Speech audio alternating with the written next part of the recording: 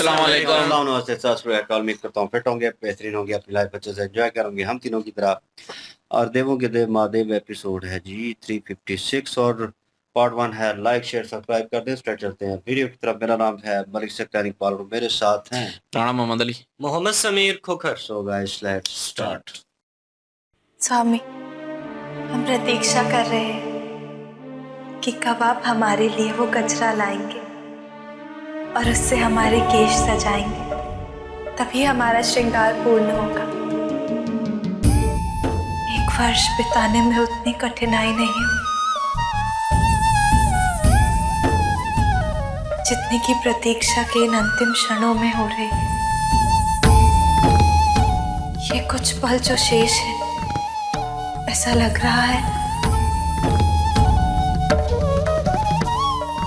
कि इनमें युगों युगों की दूरियां निहित हैं।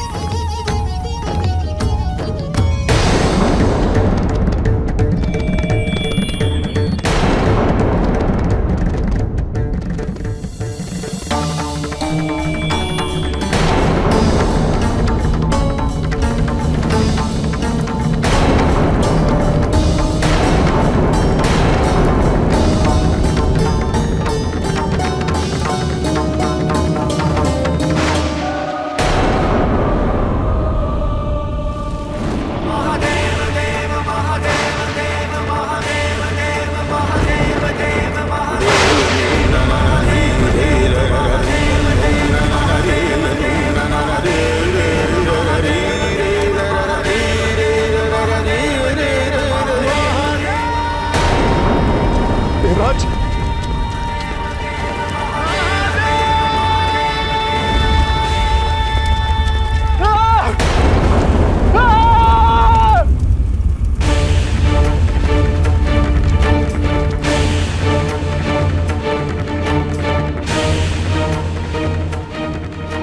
क्षमा प्रभु, क्षमा। प्रभु, आपको तो क्या थी है कि देवराज अपनी असुरक्षा के कारण अपने पद से भटक जाते हैं। प्रभु, वो आपसे क्षमा याचना करने के लिए आ ही रहे थे, किंतु आपको पहचान न सके, इसलिए ऐसी उद्दंडता। मैंने देवराज इंद्र को अपनी भूल स्वीकार करने का अवसर दिया था, किंतु उससे अपना अहंकार अधिक प्रिय है। बारंबार इसी अहंकार, इसी असुरक्षा में उसने अपने पद, अपनी शक्ति का दुरुपयोग किया। निंदनीय कर्म किए हैं देवराज इंद्र ने।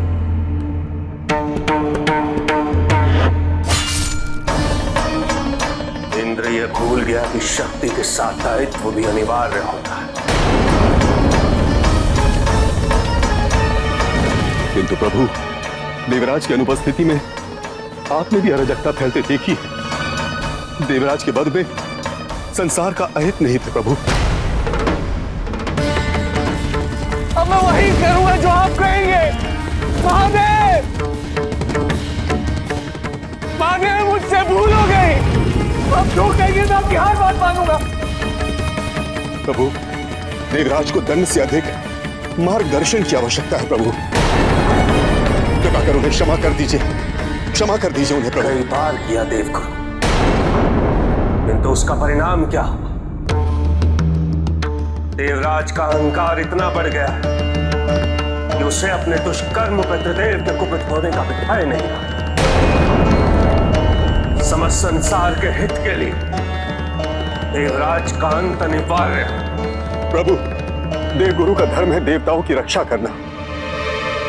आज इंद्र का अंत हुआ तो क्या सोचेगा यह संसार कि ये अभागा अपने शिष्य की रक्षा भी ना कर सका। महादेव, मुझे क्षमा कर दीजिए, मुझे क्षमा कर दीजिए महादेव। प्रभु, प्रभु, प्रभु, प्रभु, मुझे क्षमा कर दीजिए प्रभु। मैं मूर्ख हूँ प्रभु, मैं मूर्ख हूँ। मैं अपने अहंकार में आपको नहीं पहचान पाया प्रभु। मुझे एक अवसर दे दीजिए प्रभु, एक अवसर दे दीजिए।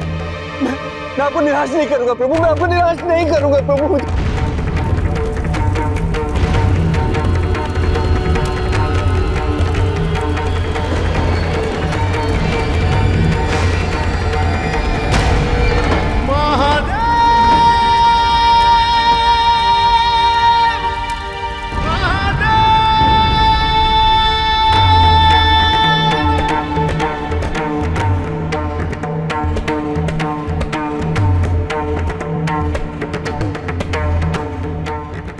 के निवेदन पर मैं इंद्र को मृत्यु दंड से मुक्त करता हूं।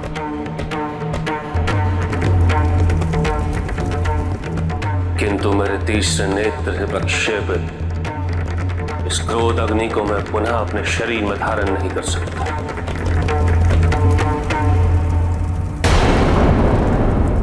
इस शक्ति का इस धरती पर रहना अनर्थकारी सिद्ध होगा। इसकी शक्ति और इसकी ऊष्मा को समुद्र का आधा जल ही धारण कर सकता है। इसलिए इस ऊर्जा को मैं समुद्र के अगाध जल राशि में स्वयं समर्पित करता हूं।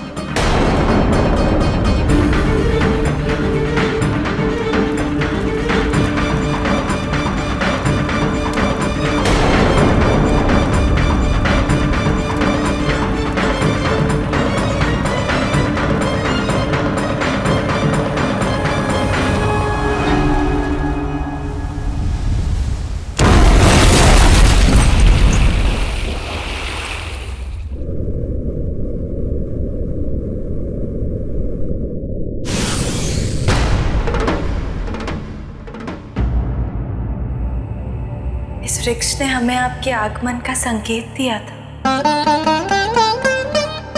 तो फिर आपके विलंब का कारण क्या है स्वामी?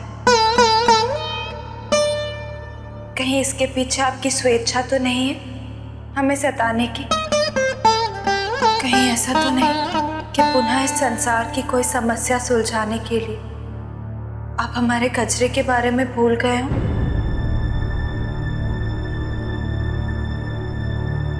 आपको स्मरण है ना स्वामी, हमने आपसे क्या कहा था?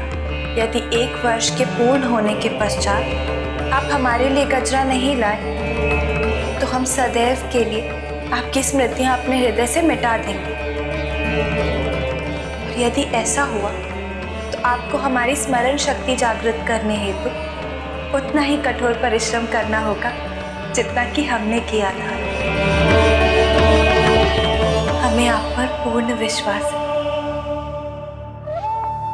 आपने आज तक हमारी प्रत्येक इच्छा पूर्ण की है। हम जानते हैं कि आप कचरा लेकर अवश्य लौटेंगे।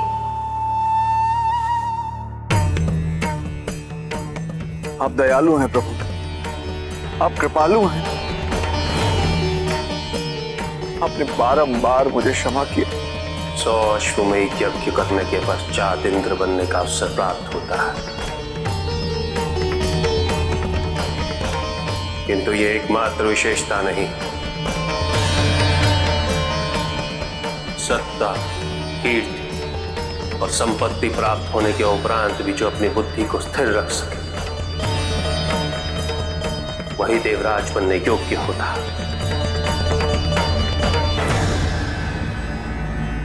तुम में ये सभी गुण,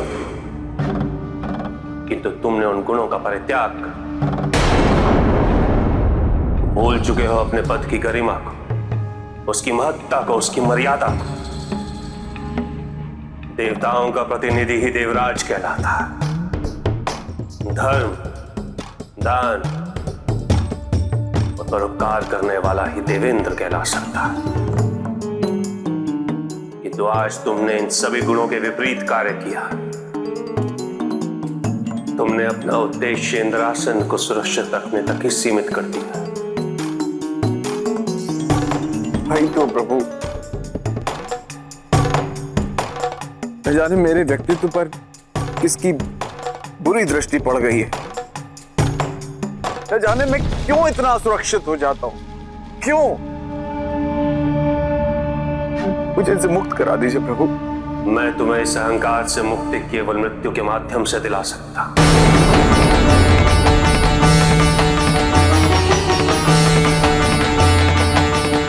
और कोई उपाय नहीं है मेरे पास। दया प्रभु, दया कीजिए। यदि तुम जीवित रह के इन अवगुणों से मुक्ति पाना चाहते हो तो तुम्हें स्वयं प्रयास करना होगा,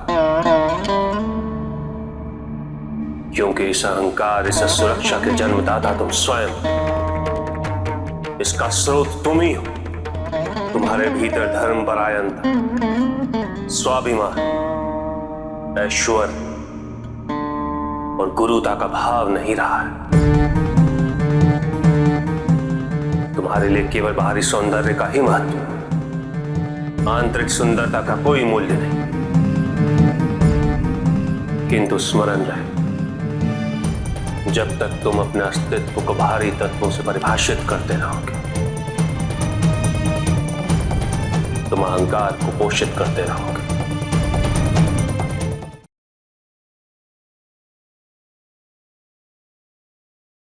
जी शिव जी जो है वो जो सीन हमने लास्ट देखा वहां पे उन्होंने तीर चला दिया था और शिव जी जो है वो बिल्कुल कह लें कि बहुत गुस्से में थे क्योंकि उनके ऊपर वार हुआ था और वो फाइनली जब वो कह लें कि आग बबूला हुए हैं फिर उनको स्मरण हुआ है कि ये कोई बहुत बड़ी ताकत है और जैसे ही उन्होंने फिर अपना रूप लिया है और उनकी तीसरी आंख जो है वो खुली और उसमें से आग का गोला जो है एक बॉल ऑफ फायर जो है वो निकला और पीछे जो है इनके ऊपर दागा गया, क्या नाम है, इंद्रदेव। वो जिस तरह भाग रहे थे उसके ऊपर हंसी भी आ रही थी कि भागो आप अपनी ज़िंदगी के लिए और वो क्षमा मांग रहे थे और उनके गुरु जो हैं वो जो है शिव जी से उनके कह लें कि बिहाफ पे जो है क्षमा मांग रहे थे, माफ़ी मांग रहे थे और झुक कर ये कह रहे थे कि मुझ पे जो है लांछन लगेगा, मुझे क्रिटिसाइज़ किया जाएगा इस चीज़ के लिए कि मैं गुरु होकर अपने शिष्य की जो है वो जान नहीं बचा सका और उसे माफ़ी जो है वो नहीं दिलवा सका। और बहुत सारे रीज़न उन्होंने पेश किए इनकी कि ये जल्दबाज़ हैं, जल्दी फ़ैसला करते हैं और इनका मन जो है वो अपनी जगह पे नहीं है।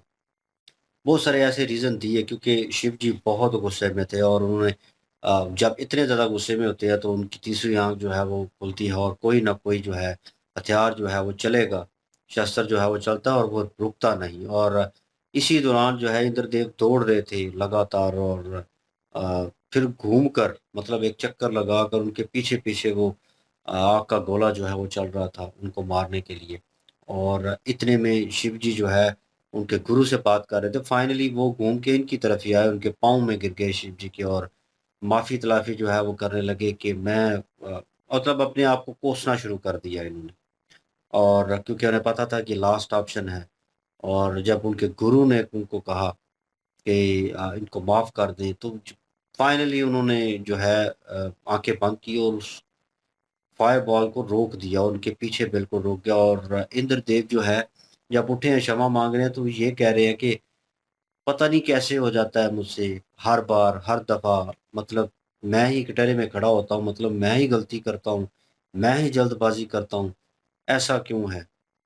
और हालाँकि शिव जी कह रहे थे कि मैंने मौका दिया था तुमको, वो मौका ही था जब वो भेष बदल कर खड़े थे सामने ही, इधर ही, तो वो एक मौका दे रहे थे कि पछतावा करे अपनी उस गलती के ऊपर कि वहाँ पे इसका ये कहना बनता था, ये नहीं कि ये कह रहा था कि मैं एक को मार के आया हूँ, ये ना हो तुम भी मेरे हाथों कत्ल हो जाओ, मारे जाओ, ठीक है? मैंने उसका सर उतार दिया और तुम भी गुस्ताखी कर रहे हो, तुम भी मारे जाओगे उसी की तरह, हट जाओ मेरे रास्ते से। ये कहने की बजाय ये कहते कि मुझसे गलती हो गई है पहले ही और मैं तो माफ़ी माँगने जा रहा हूँ, ठीक है? और मुझे पछतावा है इस चीज़ का और मैं नहीं चाहता कि मैं एक और गलती करूँ। इसके अल्फ़ाज़ वो होने चाहिए थे। जो शिव जी ने मौका दिया वो ये था और इंद्रदेव जो है उसी अहंकार और उसी गुस्सा और वही चीज़ जो है शिव जी ने फिर कहा कि इतना बड़ा उसने पाप किया है, शायद ये समझ ले, इसको एक और बंदा जो है रास्ते में रोकता है, फिर इसके अहंकार को और गुस्से को और उसके उस रुतबे को जो है ललकारता है, तो फिर ये रिप्लाई जो है, रिस्पॉन्स जो है वो कैसा देता है? तो इसने रिस्पॉन्स फिर वही दिया, जो इसका स्वभाव था। उसी वे से इसने बातें की और तीर चला दिया। तो फिर ये तो बनता था। शिव जी ने कहा मैंने मौका दिया तुम्हें, लेकिन फिर तुमने वो उस मौके को अवेल नहीं किया और फाइनली फिर भी शिव जी ने उनके गुरु की जो है लाज रख ली, उनकी बात मानी और जो है उनके थ्रू उनको क्षमा जो है वो किया और उस जो गोला था आग का उसको जो है यहाँ पे रहना तो नामुमकिन था। उन्होंने कहा कि इस सृष्टि के लिए नहीं ठीक हो और समुद्र को जो है वो सौंपा गया कि उसकी आगोश में और उसने उनको आगोश में लिया और मट्टी में लेकर उसको बुझा दिया।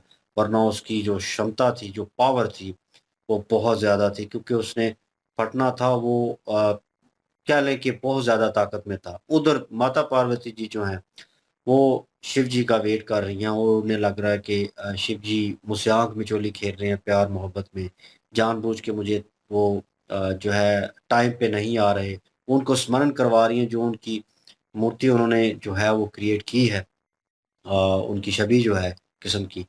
तो वो उससे बात कर रही हैं और उन्हें गिले-शिकवे और सुना रही हैं कि आपको स्मरण है ना, कि आपको याद है कि आप गजरा बनाने गए हैं और मेरे लिए लाने गए हैं और मैंने आपको भेजा है। वो सारी उनको नहीं पता, लेकिन बीच में उन्होंने ये भी कहा है कि मुझे लगता है सृष्टि में कोई ज़रूरी काम जो है, इम्पोर्टेंट काम जो है वो आपको जो है वो पड़ गया, शायद उधर निकल गए हों। तो वो अपने मन ही मन में कुछ न कुछ जो है वो बोल रही हैं, बातें कर रही हैं उनसे अपने आप से। तो उन्हें पता नहीं है कि सिचुएशन वहाँ पे क्या हुई है और शिव जी ठीक-ठाक उस मूड में थे, रोमांटिक मूड में और जो है गजरा तैयार कर रहे थे, लेकिन सिचुएशन इंद्रदेव की वजह से जो है वो ख़राब हुई। तो बहरहाल देखते हैं आगे क्या होता है उनके साथ, उनको दोबारा सौंपा जाता है या नहीं। बिल्कुल जी, देवराज इंद्र जो है उनको क्षमा मिल जानी थी। लेकिन अपने अहंकार की वजह से उन्होंने अपनी जो क्षमा थी उसको खुद ही अपने हाथों से गँवा दिया। उसके बाद जब शिव जी की तरफ से दंडित उन्हें किया जाना था तो दंड जो है उन्हें सुना भी दिया गया था, क्योंकि उनकी तीसरी नेत्र जो है वो खुल चुकी थी और उसे अग्नि का जो शोला निकला था उसको कोई भी चीज़ जज़ब करने की हिम्मत ही नहीं रखती। वो देवराज इंद्र के पीछे-पीछे था, लेकिन गुरुजी ने उनकी मिन्नत समाजत की। गुरुजी के कहने पर देवराज इंद्र को तो माफ़ किया, लेकिन शिव जी ने कहा कि इस अग्नि की, इस ऊर्जा की इतनी ज़्यादा जो है वो ताकत है कि इसको दोबारा से तो मैं अपने जिस्म में प्रवेश नहीं करवा सकता। लेकिन ये है कि अब इसको समंदर में जो है वो शांत किया जा सकता है, और उस अग्नि के गोले को शिव जी ने फिर समंदर में जाकर तो समाप्त किया है। बिल्कुल जी। और इनकार ही था इंद्रदेव जी का, जो कि उनको उनकी जान जो है वो लेने पे तुल गया। और शिव जी ने जो है वो जो आग का गोला था उसको तो अपने अंदर नहीं समा सकते थे, लेकिन उन्होंने समुद्र में जो है आधे समुद्र में उन्होंने कहा कि वो समा जाएगा, और ना ही ये सृष्टि जो है ये धरती जो है उसको बर्दाश्त कर पाएगी, इसलिए उसको जो है समुद्र के अंदर जो है वो भेजना पड़ा। तो लेकिन वो माफ़ी तो माँग रहे हैं, कह रहे हैं कि आप ही जो है वो मुझे बताएँ, आप मेरे अहंकार को ख़त्म करवाएँ, कुछ ऐसा करें। तो उन्होंने कहा ये इसके जो है वो एक किस्म के पैदा करने वाले तुम खुद ही हो। तो इसलिए इसको ख़त्म करना भी तुमने खुद ही है, और खुद ही कोशिश करनी है, तपस्या करनी है, उस चीज़ पे ज़ोर देना है कि ये ख़त्म हो। एक किस्म का मार्गदर्शन कर रहे हैं इंद्रदेव का। लेकिन दूसरी साइड पे माता पार्वती जो हैं वो वेट भी कर रही हैं, और उन्होंने कहा भी था कि अगर ना पहुँच सके तो जितनी स्मृतियाँ होंगी आपके साथ रिलेटेड वो सारी बुला दी जाएँगी, और फिर से दोबारा आपको कोशिश करनी पड़ेगी वो सारा कुछ याद दिलवाने के लिए। अब शिव जी वहाँ पे टाइम से पहुँच पाते हैं या नहीं पहुँच पाते, ये भी देखेंगे। और इंद्रदेव जो हैं अब उनको ब्रह्मा जी या वो त्रिशिरा जो है उनका क्या बनता है, अब विष्णु जी क्या कहते हैं, वो भी शायद हो सकता है कि आगे पता चले। बिल्कुल जी, नेक्स्ट पार्ट पे चलते हैं। लाइक, शेयर, सब्सक्राइब कर दीजिएगा। इंशाल्लाह मिलते हैं नेक्स्ट वीडियो में। अपना ख्याल रखिएगा, दुआ में याद रखिएगा। तब तक के लिए अल्लाह अल्लाह हाफिज़, हाफ़िज़। पीस।